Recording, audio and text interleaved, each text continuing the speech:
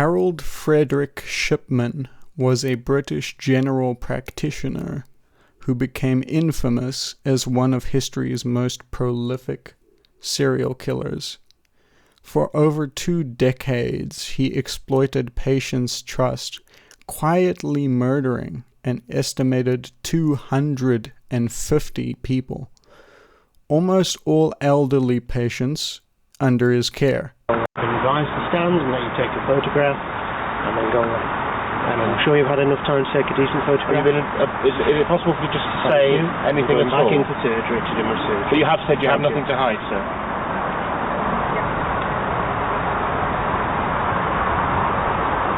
Thank you, Doctor. Shipman administered lethal doses of diamorphine, which is medical heroin, during routine visits, then falsified records and death certificates to cover his crimes. His case shattered public trust in medicine and led to sweeping reforms in death certification and physician oversight. Shipman built a respected image as a caring family doctor, even as he began abusing his medical knowledge. Harold Shipman was born in Nottingham in 1946 and later studied medicine at the University of Leeds. He was reportedly close to his mother. She died of lung cancer in 1963, and as a teenager he often saw nurses give her morphine injections for pain. Criminologists note that this experience, his mother's suffering under morphine, later eerily mirrored Shipman's choice of murder weapon. After qualifying in 1970, Shipman began working as a GP. In 1975, he was caught forging prescriptions for pethidine. I'm not sure exactly how to say that word, an opioid, to fuel his own addiction, and briefly entered rehabilitation. Despite this red flag, he was allowed to resume practice and settled in Hyde, Great Manchester, where he cultivated a trustworthy reputation. So much for that. Over the 1980s and 1990s, he became a well-liked local doctor, a devoted family man who made house calls and often cared for elderly neighbors. Shipman's crimes were methodical and hidden under the guise of medical care. He typically targeted elderly patients, mostly women, and injected them with a lethal dose of diamorphine during supposedly routine treatments. Because he was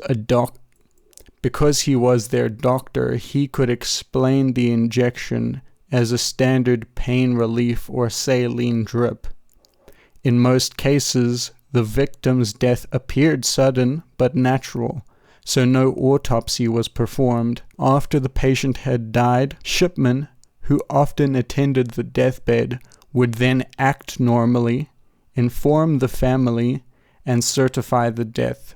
He routinely signed the death certificate himself, attributing the cause to natural disease, and would later alter the patient's notes to make them seem sicker than they were. In short, Shipman's medical training and access to controlled drugs gave him the tools to murder without raising suspicion. This is what the syringes looked like. Insulin-type syringes that Shipman used to inject his victims with a lethal heroin diamorphine dose under the guise of treatment. Shipman's murders went unnoticed for years, but over time small anomalies began to add up.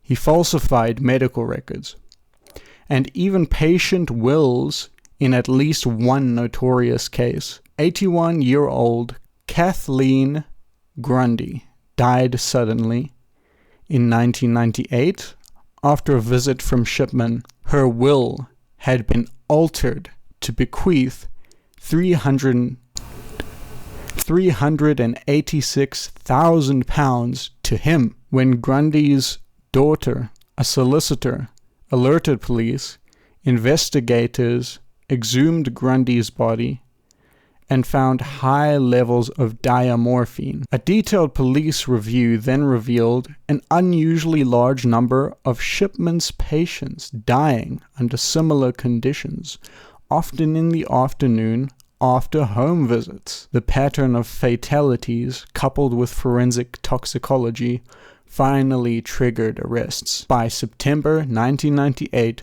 police had arrested Shipman and opened dozens of cases, discovering that at least 215 patients had been killed, and many more were suspicious.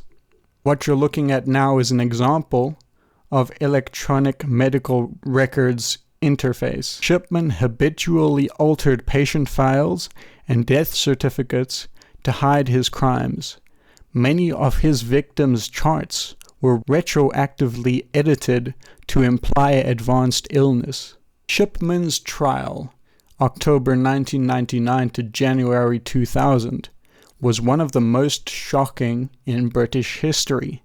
He faced 15 counts of murder, the number he was charged with, and 1 count of forgery for falsifying Grundy's will. The prosecution presented extensive evidence, including medical charts, toxicology reports, and testimony from grieving families. Shipman himself showed no remorse, calmly denying guilt throughout. On 31 January 2000, he was found guilty on all counts and given a life sentence, with a recommendation to never be released. Smith determined Shipman had unlawfully killed 215 patients, and likely many more. Shipman was sent to Wakefield Prison, nicknamed Monster Mansion, and on 13 January 2004, one day before his 58th birthday, he was found hanged in his cell. Why did a respected doctor become a mass murderer? Experts still debate Shipman's motives. Notably, official sources simply state that his motives were unclear. Criminologists have proposed several theories. Some believe he felt a godlike control over life and death, deciding when patients should die. Others suggest he identified with his sick mother and imagined himself ending suffering mercifully. Psychiatrists have pointed to the possible personality disorders.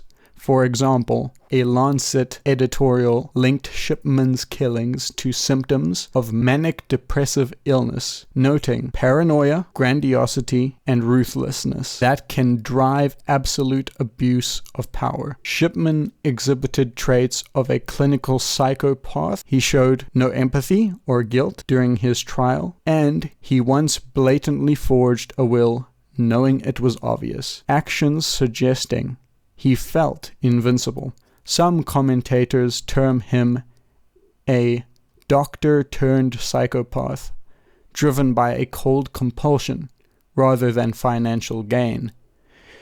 In any case, his case remains a dark puzzle. He was neither caught as a sadistic abuser nor as a deranged lunatic, but as a seemingly rational physician who hid a violent secret. The Shipman case profoundly impacted British medicine. The public inquiry highlighted glaring failures. Doctors' unchecked prescription of controlled substances, insufficient scrutiny of death certificates, and weak oversight of solitary practitioners. In response, regulations were tightened. UK authorities introduced mandatory revalidation of doctors, stricter monitoring of opioid use, and improved death registration and cremation procedures. Shipman's crimes, destroying countless families and eroded public trust in healthcare. Today, his name is a byword for medical betrayal. As the Britannica notes, Shipman's murders, quote, raised troubling questions about the powers and responsibilities of the medical community. The reforms that followed, often called the Shipman reforms, continued to safeguard patients. In the end, his legacy lives not as infamy alone, but as a warning of how a healer's betrayal can prompt change and vigilance in medicine. If you enjoyed hearing about this and want to watch more of this content, leaving a like will be a clear indicator of that. So go ahead and hit the thumbs up. If you have any suggestions for future videos, you can put it in the comments. If this isn't the first time you are watching this channel, then consider subscribing. All of the sources of this information are going to be in the description for those of you who are interested in reading the original documents and fact-checking me if that's what you would prefer to do. Let me know if I missed anything or got anything wrong, and check out my channel for more content. Thank you for watching. Goodbye.